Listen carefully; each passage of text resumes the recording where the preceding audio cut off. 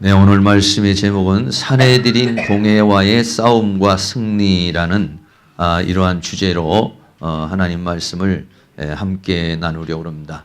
여기서 말하고 있는 이 사내들인 공회는 다시 말하면 세상입니다. 세상과 세상의 권력이 이 사내들인 공회라고 하는 곳인데, 오늘 베드로와 요한이 이런 그 사내들인 공회와의 그 싸움에서 승리하는 모습, 이것이 오늘 본문에 있는 그런 말씀의 부분입니다. 이 사내들인 공회라고 하는 것은 그림으로 보면은요, 이런 광경입니다. 원탁같이 이렇게 되어 있어서 원탁같이 이렇게 뚝 둘러서 사내들인 공회원들이 이스라엘 12지파에서 6명씩 착출이 되어서 72명을 구성을 합니다.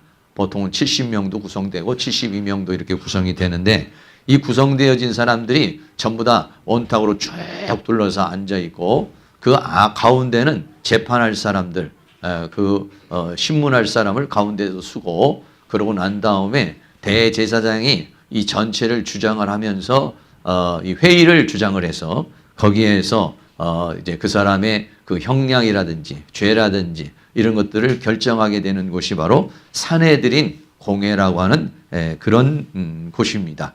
그래서 이스라엘은 당시에 로마라고 하는 나라가 집권을 하고 있었습니다. 그러나 이 로마는요, 세계를 제배하면서 그 각 나라에서 가지고 있는 어떤 그 풍습이라든지 그런 어떤 그 정치라든지 종교라든지 이런 것들을 다 허용을 했습니다. 그리고 지방자치 정부도 인정을 해줬어요.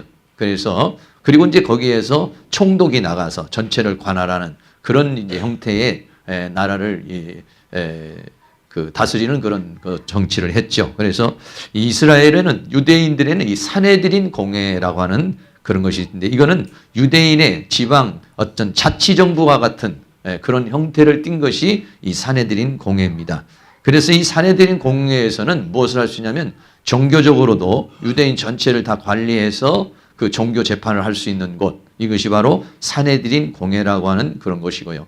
정치적으로는 이 역에서 무엇까지 할 수 있냐면 사법권을 가지고서 사형 선고까지는 할 수 있어요. 그러나 사형 집행을 하는 것은 로마 정부의 허락을 받아야만이 됐습니다. 그래서 사법권도 가지고 있었고 종교적인 재판권도 가지고 있었고, 더 나아가서는 중앙정부의 그런 역할을 한 것이 바로 이 사내들인 공회라고 하는 그런 곳이죠. 그런데 베드로와 요한이 이 사내들인 공회, 이 사내들인 공회라고 하는 곳에서 예수님이 신문을 받고 사형 선고를 받은 곳입니다. 그리고 이 사내들인 공회에서 베드로가 예수님을 3번 부인한 곳이 사내들인 공회라고 하는 그런 부분이고요.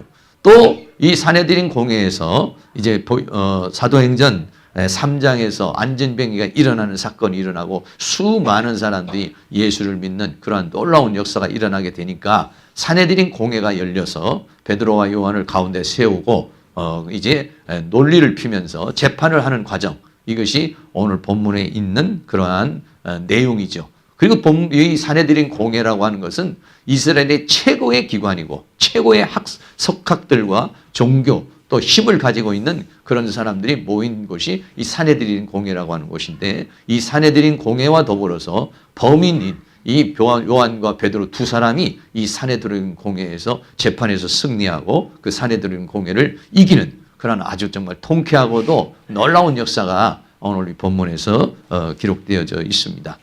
먼저 이 사내들인 공회가 무엇을 했느냐면은 이 베드로와 요한을 감옥에다가 두었습니다. 왜냐하면 이들이 나가서 예수 그리스도를 증거하고, 그죠? 근데 예수 그리스도를 증거하는데 뭐가 문제입니까? 이 사내들인 공회에서 예수를 사형언도를 했잖아요.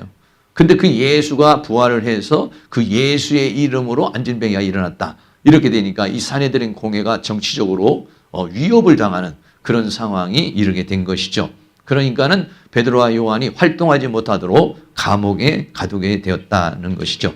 사도행전 4장 1절 말씀에 사도들이 백성에게 말할 때 제사장들과 성전 맡은 자와 사두개인들이 일어났습니다. 사두개인들이 다 이렇게 제사장, 동문, 또 성전 맡은 자는 성전을 관리하는 사람들이에요. 또 사두개인들은 당시에 이런 교파 중에서 한 파인데, 이 여러 가지 성전에 관리된 것들을 갖다가 주장하는 그런 일을 한 사람들이 이 사두개인들이었어요. 근데 이 사두개인들이 어떻게 됐냐? 이 사람들이 사도행전 4장 2절에 보면 백성을 가르침과 예수를 들어 죽은 자 가운데서 부활하는 도전함을 싫어하며 이렇게 말했습니다. 왜냐하면 예수님이 바로 살아나셨다. 그 예수님이 살아날 뿐만 아니라 그 예수님에 의해서 이 안진뱅이가 일어났다. 이런 말을 전하게 되니까 얼마나 이 사두개인들과 당시 있는 사람들이 그 복음을 받아들이지 못했죠. 근데 놀라운 것은 뭐냐면은 베드로가 나가서 설교를 할 때 3,000명, 5,000명이 되는 엄청난 사람들이, 몇만 명에 이르는 사람들이 어찌 알고 회개하는 역사가 일어났어요. 근데 지금도 마찬가지고 그때도 마찬가지지만 한쪽에서는 회개가 일어나고 회개가 일어나지 않는 사람은 대적을 합니다. 반박을 하게 이렇게 돼 있어요. 그를 요한복음 8장 47절에서는 이렇게 말하고 있습니다. 하나님께 속한 자는 하나님의 말씀을 듣나니. 하나님의 말씀을 듣는 사람은 뭐냐? 하나님께 속한 자, 하나님의 은혜가 있는 자라고 이렇게 말해요. 그러나 너희가 듣지 아니함은 하나님께 속하지 아니하였습니다. 알겠어요? 오늘도 우리가 여기서 말씀을 여러분이 듣고 있습니다만은 하나님께 속한 사람은 하나님의 말씀이 귀에 쏙쏙 들어오고 마음판에 아주 이렇게 옥토밭과 같이 잘 심겨지고 하나님의 말씀이 들려질 때 은혜가 되고 하나님의 말씀이 들려질 때 변화가 일어나고 하나님의 말씀이 들을 때 역사가 일어나는 것은 내가 하나님께 속한 것이고 하나님께 더 깊이 속한 것이다 이렇게 말할 수가 있어요. 그런데 내가 하나님과 좀 멀어지게 되면은요 이 하나님의 말씀이 잘 들리질 않아요. 그리고 별로 그렇게 은혜가 되질 않습니다. 그러나 이 하나님께 더 깊이 나가는 사람은 하나님의 말씀이 더 깊이 자신에게 은혜로 역사하게 되는데 당시에 있는 사람들은 전부 다 그렇게 베드로가 나가서 그 놀라운 역사, 뭐 부인할 수 없는 그런 역사가 일어났는데도 불구하고 그것을 막 싫어하는데 그냥 싫어하는 게 아니라 막 불쾌하고 막 그 말을 듣는 건 막 분노가 끌어올라오고 사도와 그 베드로와 요한을 막 죽이고 싶은 그런 충동이 일어나는 그러한 상황이 일어났다는 것이죠. 그래서 그들이 할 수 있는 것이 뭐냐면 결박입니다. 사도행전 4장 3절에 저희를 잡음에 날이 이미 저문고 저희를 잡았어요.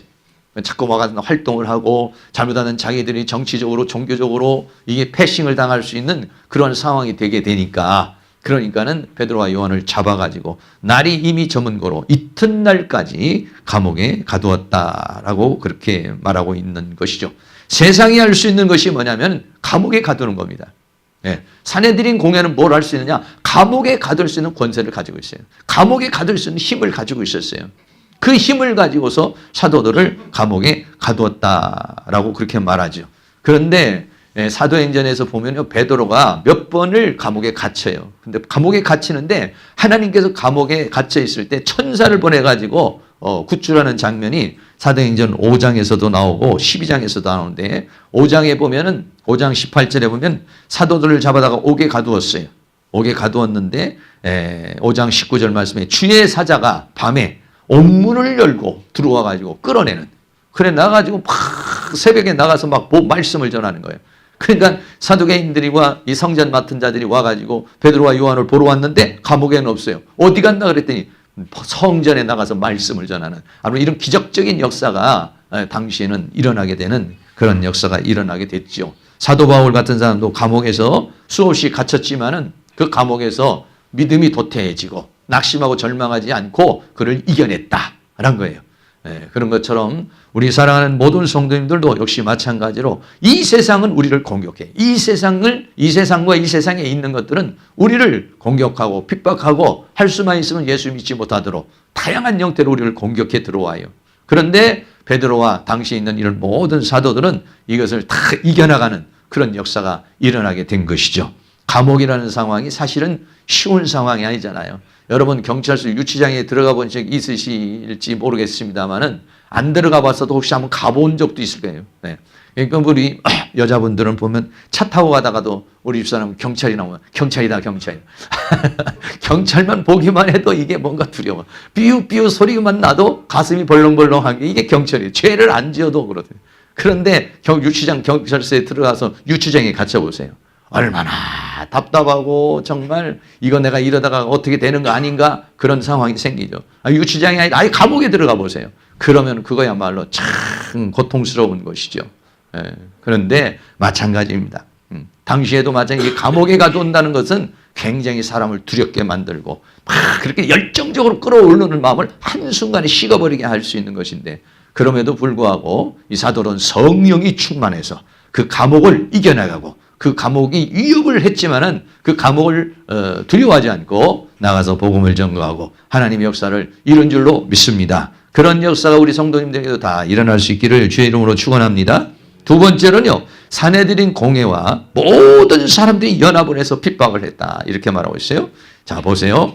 사도행전 4장 5절에 보면은요, 이튿날에 관원과 장로와 서기관들이 예루살렘에 모였어요. 이 지금 사도행전 3장에 안진뱅이가 일어난 사건을 통해서 3,000명, 5,000명, 오순절에 베드로가 나가서 복음을 전하면서 3,000명이 예수를 믿었어요.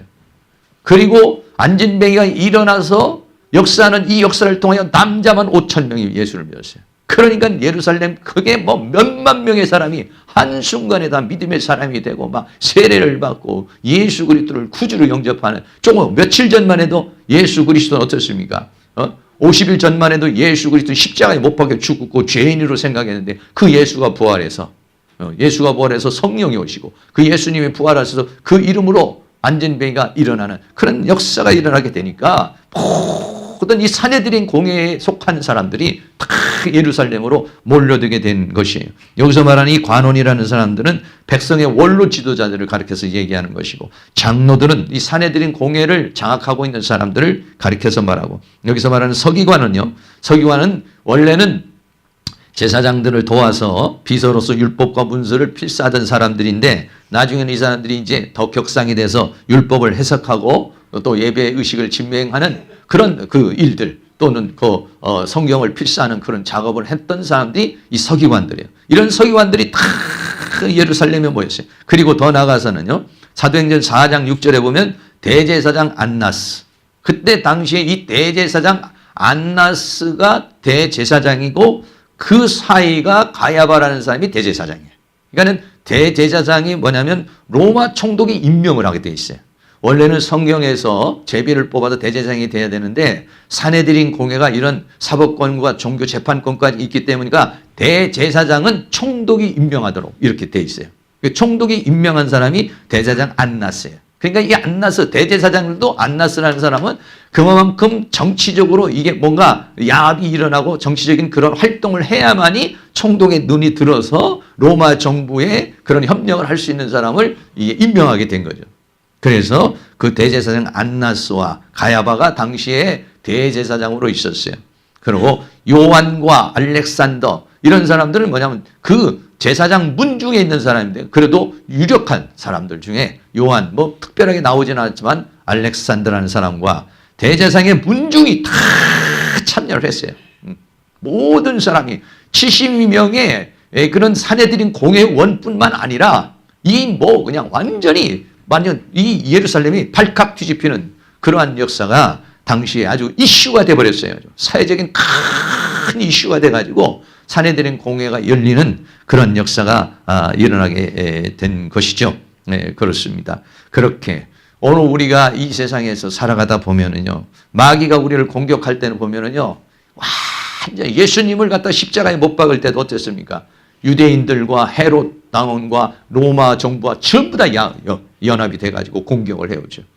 오늘도 우리가 그래요. 원수 마귀는 육체를 공격합니다. 정신을 공격합니다. 또 영을 공격해, 감정을 공격해, 환경을 통해서 공격해, 사람을 통해서 공격해. 하여간 사탄이 세상과 세상에 있는 모든 것을 통해서 우리를 공격해요.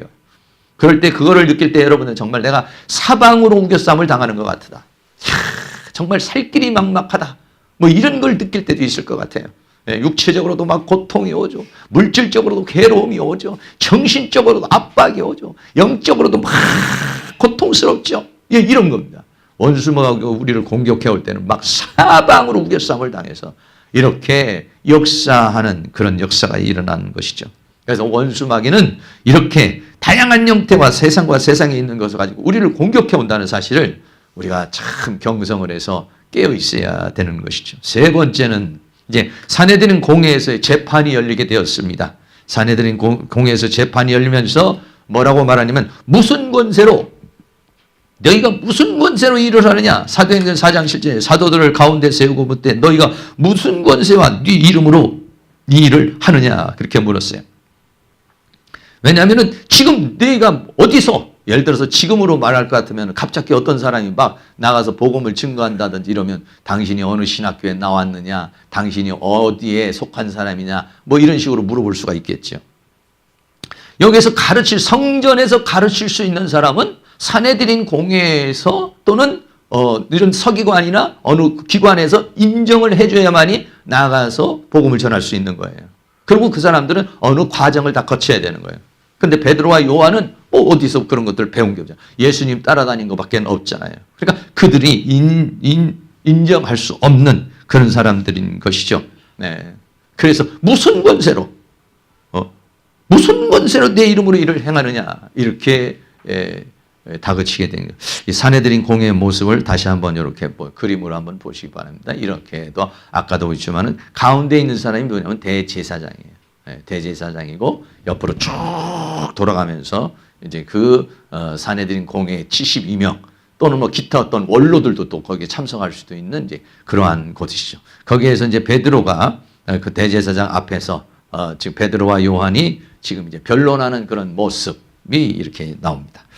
베드로가 그렇게 너희는 무슨 권세로 누구의 이름으로 지금 이렇게 성전에서 다른 데도 아니고 성전에서, 그러니까 뭐 성전 맡은 성전 관리자들이 그냥 막 들고 일어나는 것이죠. 무슨 권세로 무슨 이름으로 이런 행동을 하느냐 그랬어요.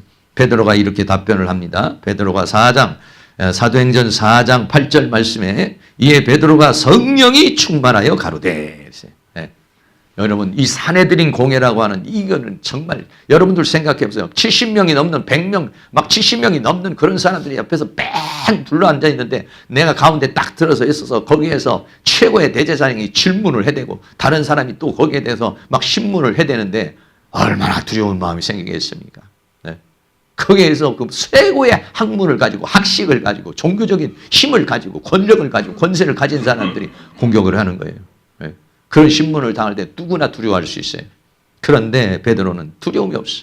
왜냐하면 베드로가 성령이 충만하여 가로되 백성의 관원과 장로들아. 네. 여러분, 지금 베드로가 이 사내들인 공회에서 얼마 전까지만 해도 예수님을 3번 부인한 사람이에요. 이 사람이 지금. 난 예수님은 모르는다.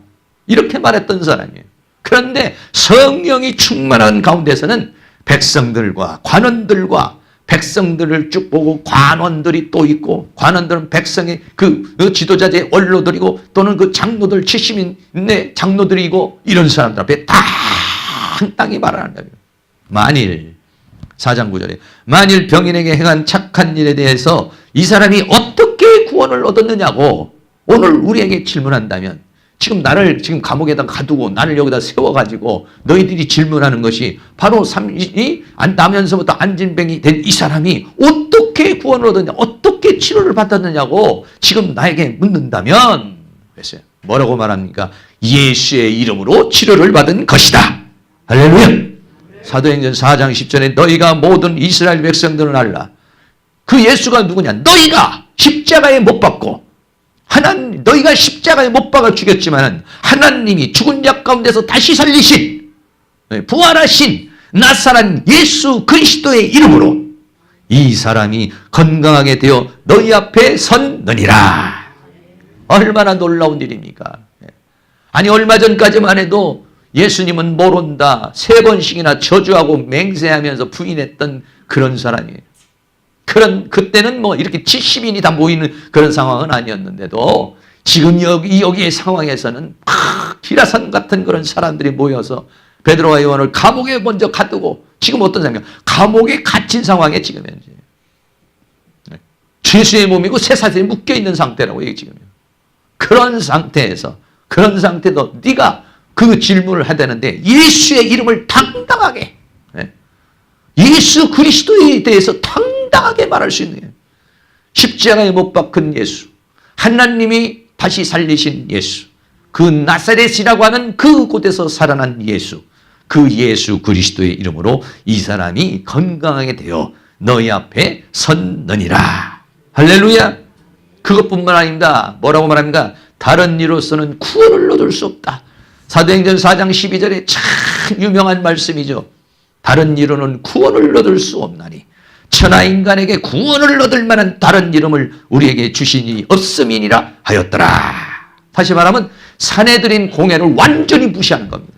너희들이 가지고 있는 율법, 너희가 가지고 있는 종교의식, 너희들이 가지고 있는 학문, 너희들이 가지고 있는 정치, 너희들이 가지고 있는 모든 권한, 권세, 이런 것으로는 구원을 얻을 수가 없어.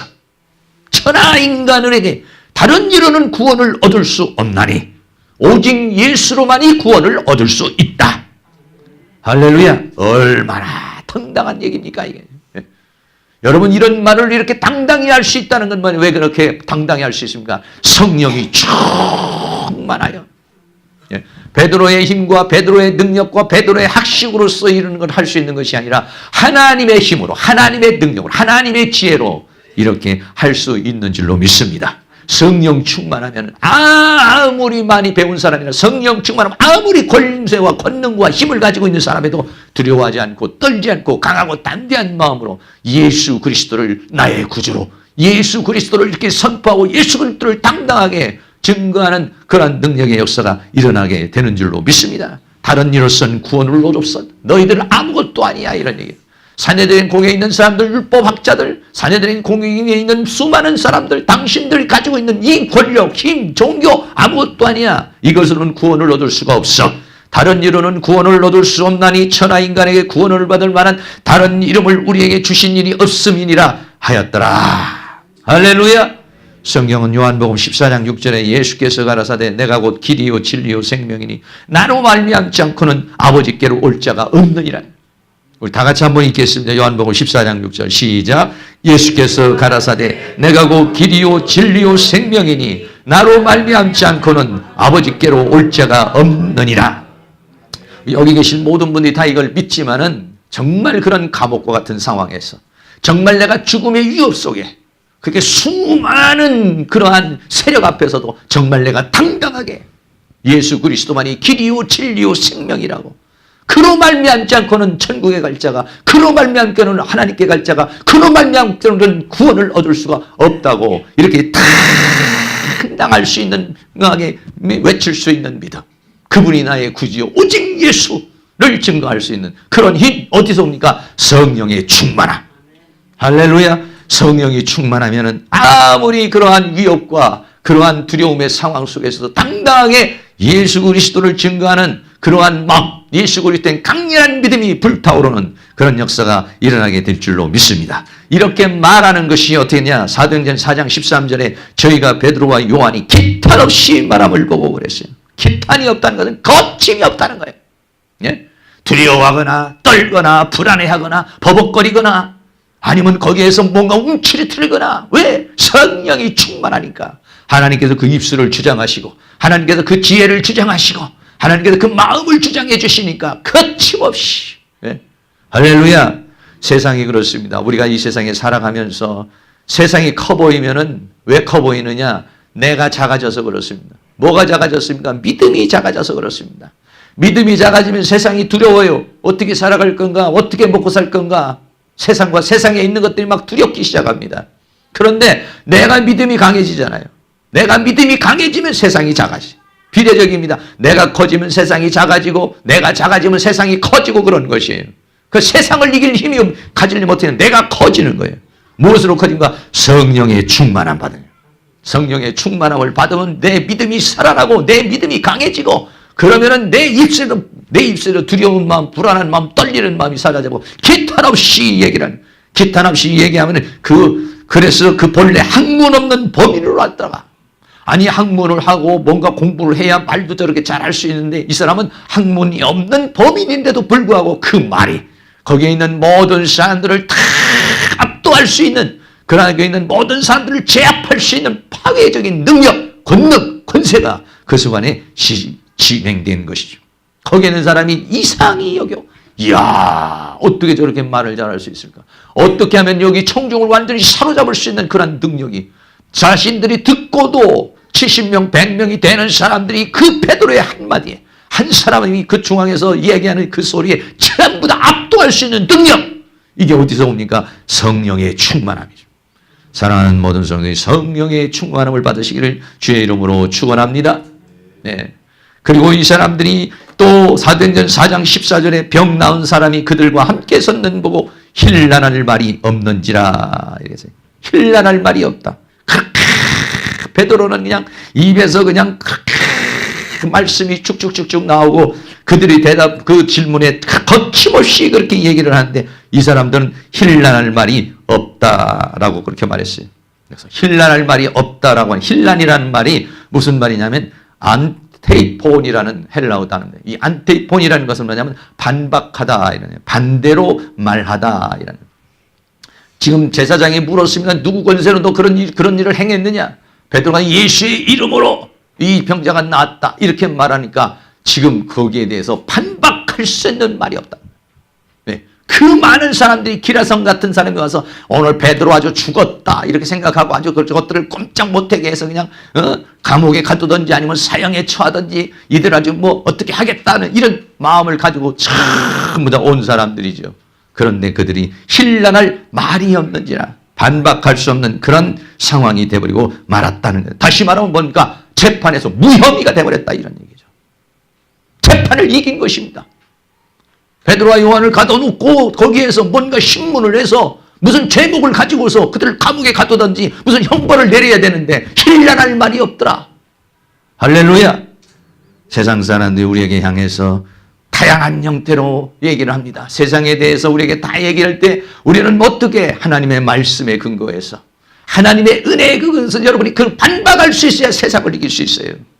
세상과 세상에 있는 문화와 문명과 철학과 학문과 이런 모든 것들이 나에게 다가와서 나를 유혹합니다. 미혹합니다.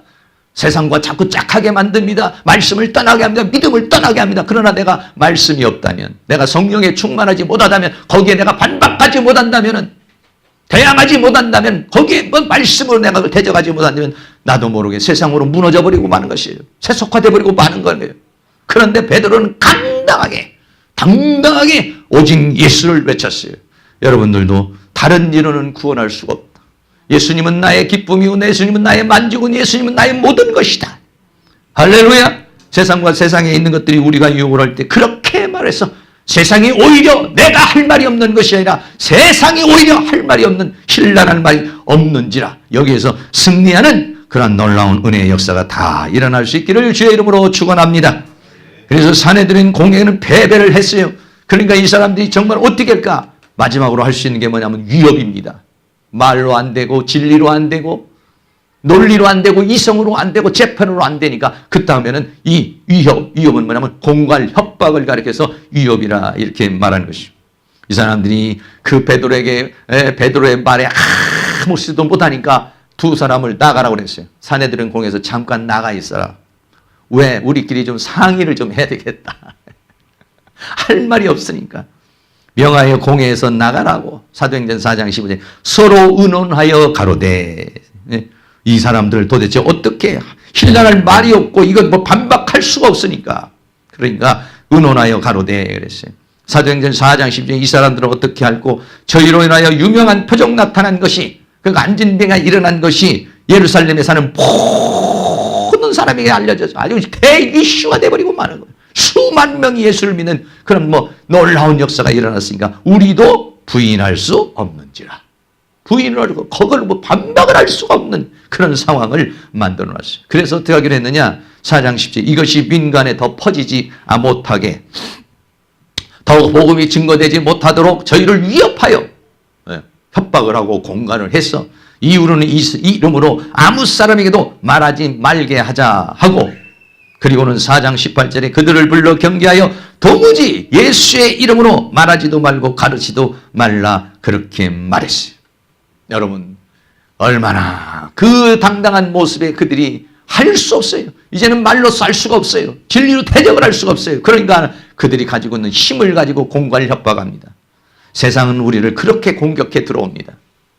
여러분 베드로의 여기 지금 당면한 문제는 베드로의 당면한 문제가 아니라 오늘 우리가 진리를 따라 살아가는 우리들 복음을 증거하는 우리들에게 똑같이 사내들의 공회와 같은 역사가 오늘 세상과 세상에 있는 문화와 문명과 철학과 모든 것을 가지고 우리들을 공격해 들어오는 것입니다. 정신적으로 공격해 들어옵니다. 영적으로 공격해 들어옵니다. 환경적으로 공격합니다. 물질적으로 공격합니다. 정치적으로 공격해 옵니다. 여기에서 우리가 당당히 그것을 대항할 수 있는 성령 충만하고 하나님의 말씀으로 충만하지 못하면 나도 모르는 사이에 내 믿음이 무너져 버리고 마는 거예요. 여기에 베드로는 뭐라고 말했습니까? 이 위협에 대한 베드로의 대답입니다. 사도행전 4장 19절에 베드로와 요한이 대답하여 가로되 하나님 앞에서 너희 말 듣는 것이 하나님 말씀 듣는 것보다 옳은가 판단하라. 여러분, 사내들인 공회에 지금 베드로는 있지만 나는 지금 사내들인 공회에 너희들 앞에 있는 것이 아니라 하나님 앞에 있는 것이다. 할렐루야. 우리가 때로는 위험에 처하고 어려움에 처하고 또 고통 속에 처하지만 그러나 내가 지금 고통 속에 처해대로 내가 고통 속에만 처한 것이 아니라 하나님 앞에 있는 것이다, 이런 얘기예요. 베드로는 지금 사내들인 공회 앞에 있지만은 사실은 뭐냐? 하늘의 보좌에 계신 하나님의 보좌 앞에 서 있다, 이런 얘기입니다. 그 하나님을 인식하기 때문에 당당할 수가 있는 거예요. 그 하나님을 보고 있기 때문에 당당한 거예요. 그 하나님을 믿고 있기 때문에 당당한 것이에요. 내가 지금 하나님 앞에 서 있는데 너희 말을 듣는 게 옳으냐? 하나님 말씀을 듣는 게 옳으냐? 이렇게 말했어요. 그러고는 사도행전 4장 20절입니다. 우리 다 같이 함께 봉독해 보겠습니다. 우리는 보고 들은 것을 말하지 할 수 없는지라 하니, 우리는 보고 들은 것을 말하지 아니할 수 없다. 네. 아무리 그들이 위협을 하고 공갈을 하고 그렇게 말을 했지만은 그러나 내가 하나님으로부터 들은 이 말씀을 보고 들은 것을 말하지 않을 수 없다. 그 위협에도 불구하고 그 공격에도 그걸 다 이겨나가고, 네. 다 이겨나고 타협이 없어요. 여기는. 거침이 없어요. 양보가 없어요. 왜? 진리에는 양보가 없어야 됩니다.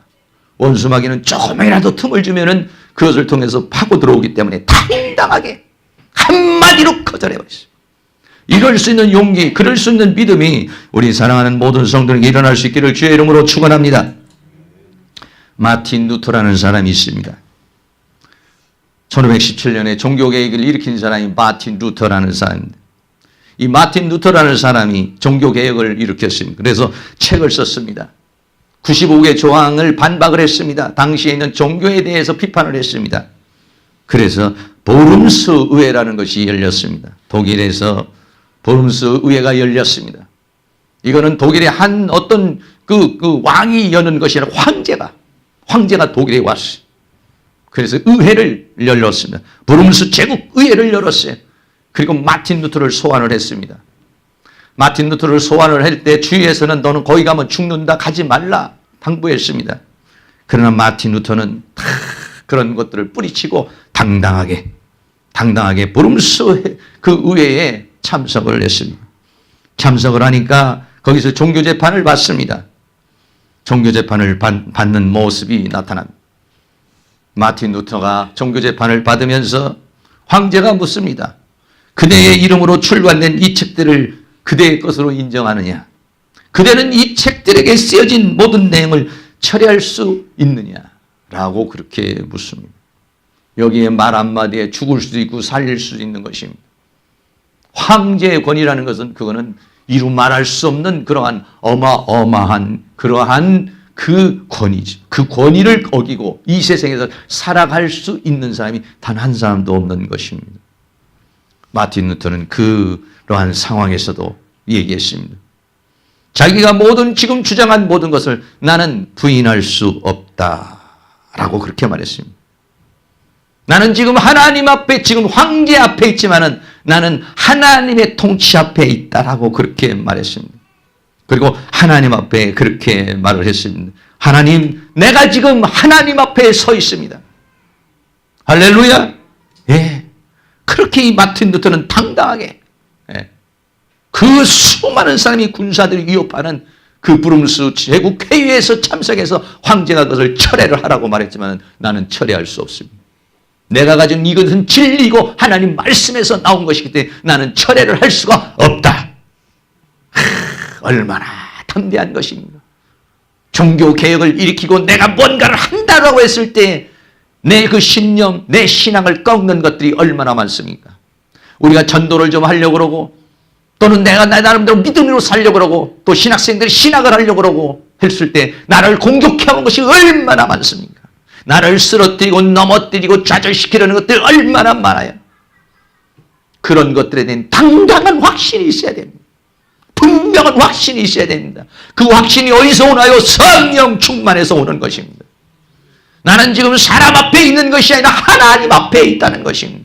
하나님 인식이 되는, 하나님 앞에 서 있는 자기를 인식할 때에는 황제가 아니라 그보다도 더 강력한 그런 사람들도 당당하게 자신을 말할 수 있는 그러한 사람이 될 줄로 믿습니다.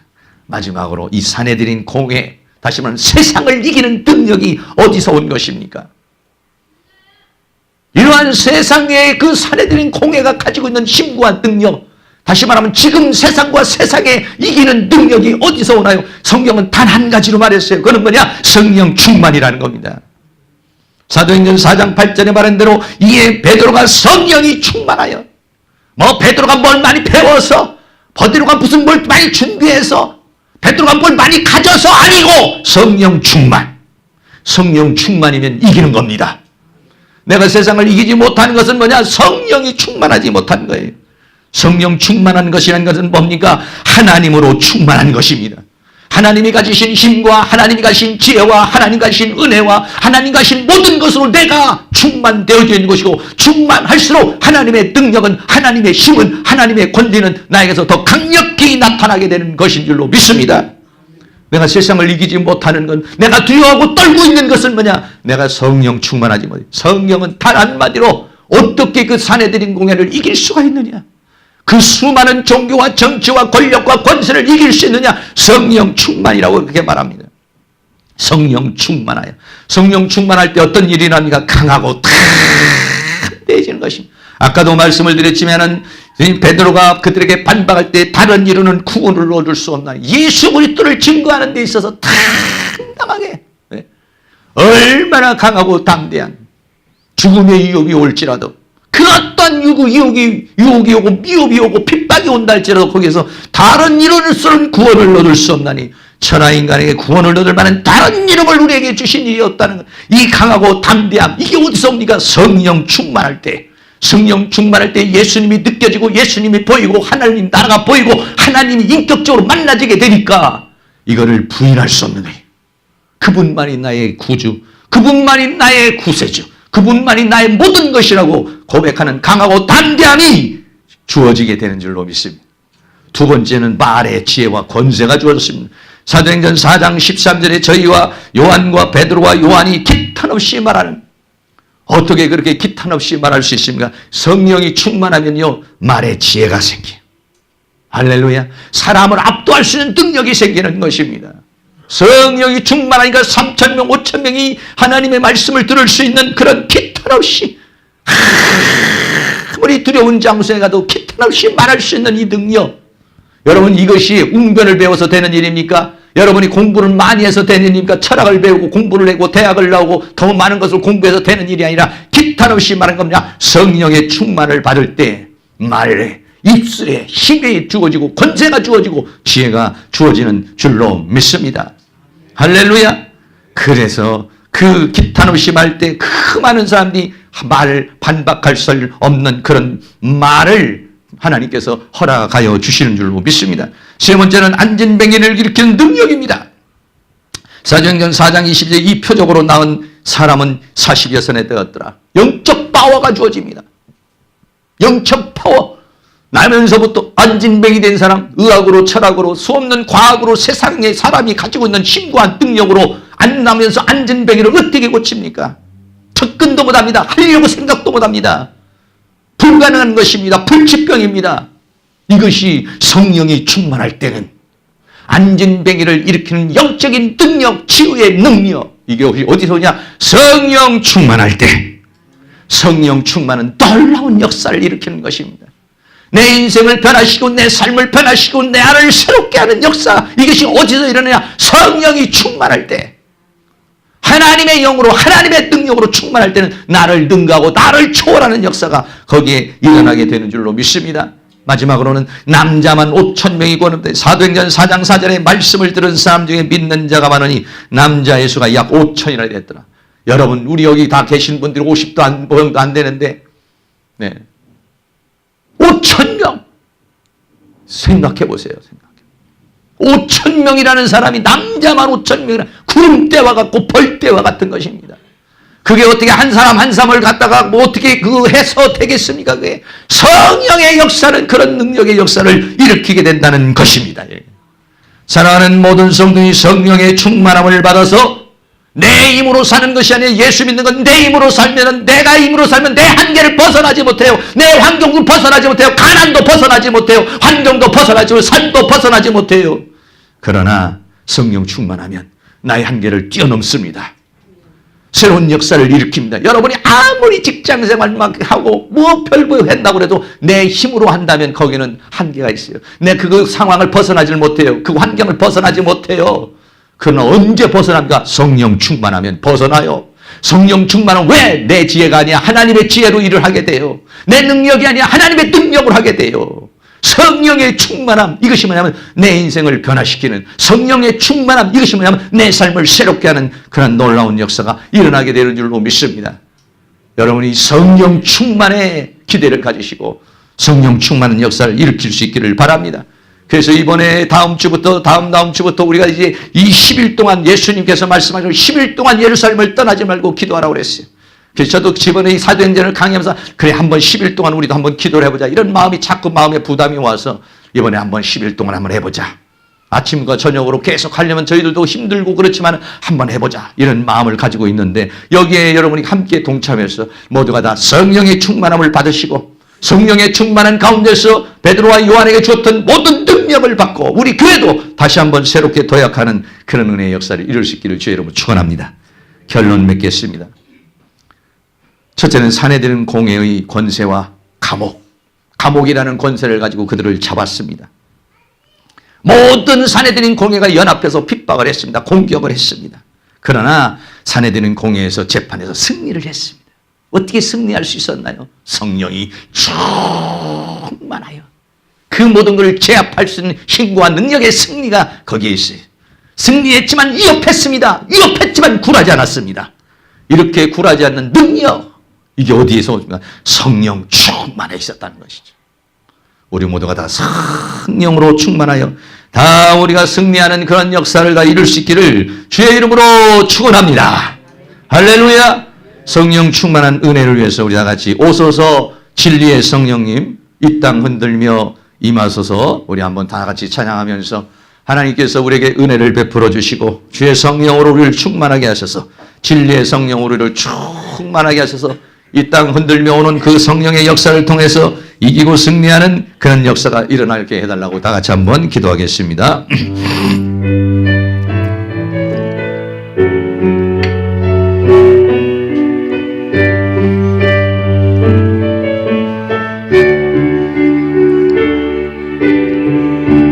오소서 진리의 성령님 이 땅 흔들며 임하소서. 거짓과 탐욕 죄악에 무너진 우리 가슴 정케하소서. 오소서 은혜의 성령님, 오소서 은혜의 성령님, 하늘 가르고 임하소서. 거룩한 불꽃 하늘로서 임하사 아우르게 하소. 주 영광 위에 부흥의 불길 아우르게 하소서. 진리의 말씀 이 땅 새롭게 하소서. 은혜의 강물 흐르게 하소서. 성령의 바람 이 땅 가득 불어와 이로 입은 주의 순결한 백성 주의 영광 위에 이제 일어나 열방을 치유하며 행진하는 영광의 그날 주소서. 한 번 더 합니다. 오소서 진리의 성령님, 오소서 진리의 성령님, 이 땅 흔들며 임하소서. 아멘. 거짓과 탐욕 죄악에 무너진 우리 가슴 정케 하소서. 오소서 은혜의 성령님, 오소서 은혜의 성령님, 하늘 가르고 임하소서. 거룩한 불꽃 하늘로서 임하사 타오르게 하소서. 영광이해 불의 불길 타오르게 하소서. 진리의 말씀이 땅 새롭게 하소서. 은혜의 강물 흐르게 하소서. 성령의 바람 이 땅 가득 불어와 이로 입은 주의 순결한 백성, 주의 영광 위에 이제 일어나 열방을 치유하며 행진하는 영광의 그날을 주소서. 다같이 통성으로 한 3분 정도 기도합니다. 하나님 성령으로 임하시옵소서. 오직 주의 성령이 임하신다면 나의 한계를 이길 수 있습니다. 내 지금의 상황을 이길 수가 있습니다. 하나님께서 우리에게 이 시간 성령으로 충만하게 하시고 성령의 기름을 부어주시옵소서. 이 세상과 세상에 있는 것들을 이길 수 있는 힘과 능력을 부어달라고 통성으로 기도합니다. 사랑과 은혜가 많으신 아버지 하나님 감사합니다. 오늘 우리 하나님께서 우리에게 은혜와 사랑 가운데 우리를 인도해 주시고 붙들어 주심을 감사합니다. 우리 하나님 능력의 손길로 우리를 도와주시고 붙들어 주시기를 간절히 원합니다. 우리는 연약하고 우리는 부족하지만 하나님께서 우리에게 힘과 능력으로 도와해 주시고 주의 성령으로 역사하시며 주의 능력으로 역사하신다면 능히 이기고 승리하게 될 줄로 믿습니다. 우리 하나님 도와주시기를 원합니다. 성령이여 임하시기를 원합니다. 오직 성령의 충만함을 주시옵소서. 오직 성령의 충만함을 주시옵소서. 오직 성령의 충만함을 주시기를 원합니다. 근본의 오순절 기도회를 갖기를 원합니다.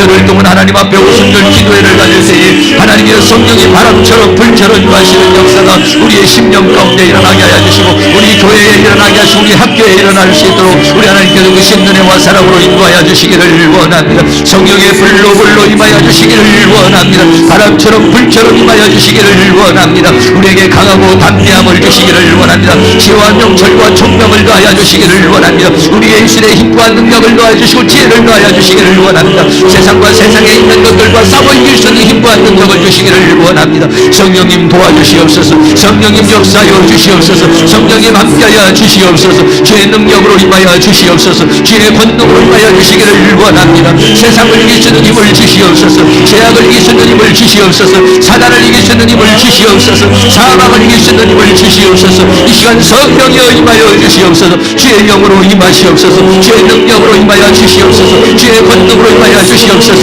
주여 우리의 심령을 불타오르게 하여 주시옵소서. 심령의 역사하여 주시옵소서. 전대의 불길이 타오르게 하여 주옵소서. 기도의 불길이 타오르게 하여 주옵소서. 은혜의 불길이 타오르게 하여 주시옵소서. 원수와 어둠의 세력은 예수의 이름으로 따라가게 하시고 악한 영의 세력은 예수의 이름으로 따라가게 하시며 오직 하나님의 성령으로 하나님의 능력으로 하나님의 권능으로 하나님의 권세로 우리를 충만하게 채워주셔서 이기고 승리할 수 있도록 우리 하나님께서 신뢰와 사랑으로 인도하여 주시며 주의 성령의 능력을 역사해 주시며 주의 권능으로 함께해 주시기를 간절히 원합니다. 성령님 도와주시옵소서. 성령님 역사하여 주시며 주의 능력의 손길로 우리를 인도해 주시고 주의 권능으로 함께해 주시기를 간절히 원합니다.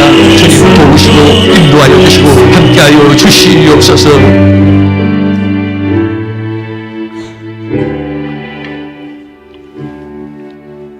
오소서 진리의 성령님 하늘을 가르고 임하시기를 원합니다. 우리의 심령에 오시고 이 제단에 오시옵소서.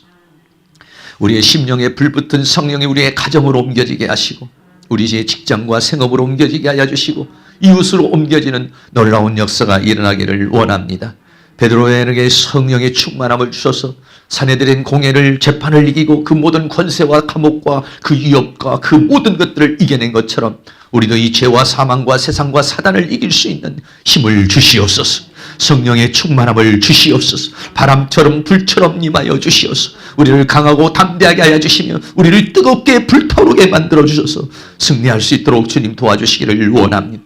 우리는 연약합니다. 우리의 힘으로는 세상을 이길 수가 없습니다. 우리의 힘으로는 죄악을 이길 수가 없습니다. 사단의 공격을 이겨낼 수가 없습니다. 그러나 주님이 나와 함께 하시면, 주님이 나에게 역사하시면 이기고 승리하는 역사가 일어나게 될 줄로 믿습니다. 우리 모두에게 이와 같은 놀라운 역사가 일어나게 하시고 특별히 이번에 있는 오순절 이 기도회를 통해서 우리 모두가 다시 심령이 새로워지고 성령의 충만을 받는 오순절의 성령의 불같은 역사가 이 제단과 또 우리 심령 가운데 일어나서 전도의 불길이 타오르고 기도의 불길이 타오르고 부흥의 불길이 타오르고 하나님의 은혜의 불길이 타오르는 능력의 역사가 일어날 수 있도록 주께서 함께하여 주시옵소서. 예수 그리스도의 이름으로 기도하옵나이다. 아멘. 우리 다 같이 자리에 일어나서 찬송가 391장 힘있게 찬양하겠습니다.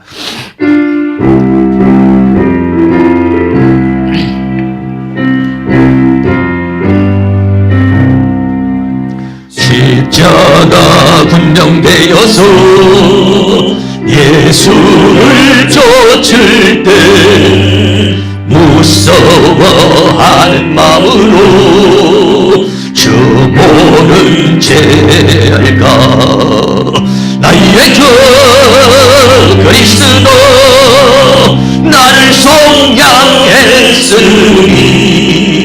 나 십자가를 벗으로 저 멸류관쓰리